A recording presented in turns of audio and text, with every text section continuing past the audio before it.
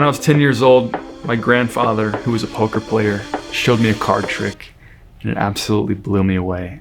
From then on, I knew magic was all I wanted to do for the rest of my life. I toured the country doing magic shows for a lot of big crowds, but I found all the fanfare fades quickly unless you have something meaningful to say. That's why I created a version of the show called Game, where the audience is taken on a journey of illusions that relate to the game of life we play every single day. But let me tell you something, not everyone is dealt the same hand in the game. When we got married, my wife Andrea introduced me to her little sister, Kanaya, who she had been mentoring through a local program for the past 5 years. However, because of the massive shortage of male mentors in the program, Kanaya's brother Jakari had been sitting on the sidelines without a mentor for just as long.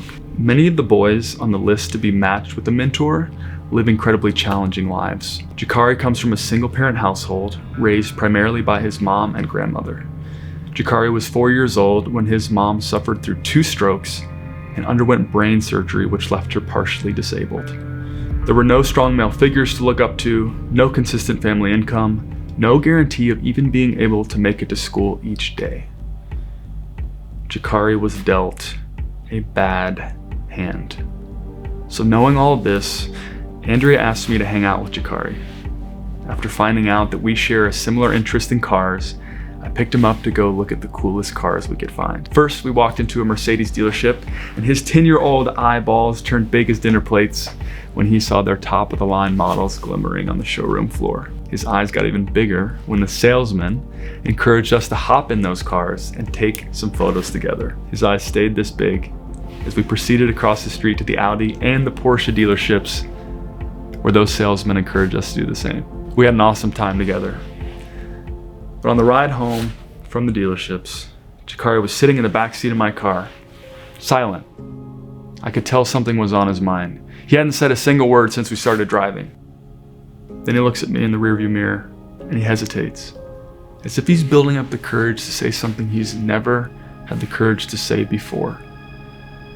He opened his mouth and uttered these exact words. "Brice, you know how Andrea is Kanaya's big sister?" I said, "Yeah." He says, "Will you be my big brother?"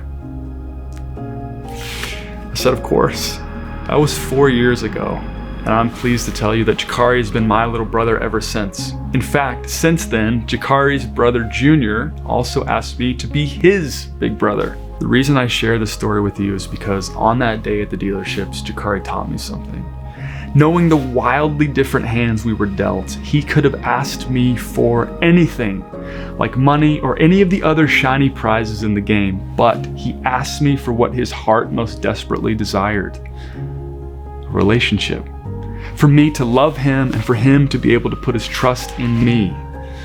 This relationship leveled the playing field and brought 2 unlikely brothers together, despite their differences. We can't change the hands that others are dealt, but we can certainly make them a lot better. Since we became brothers, Jakari's been able to pursue goals that otherwise may have been out of reach, like starting a lawn mowing business, selling custom clothing, and even learning how to box. So why do I tell you all this? The culmination of every game event is when audiences of hundreds, sometimes thousands, hear Jakari's story. It is at this point they are made aware of the need for mentorship in their local community, and now they want to take action. One might even call it a game changer.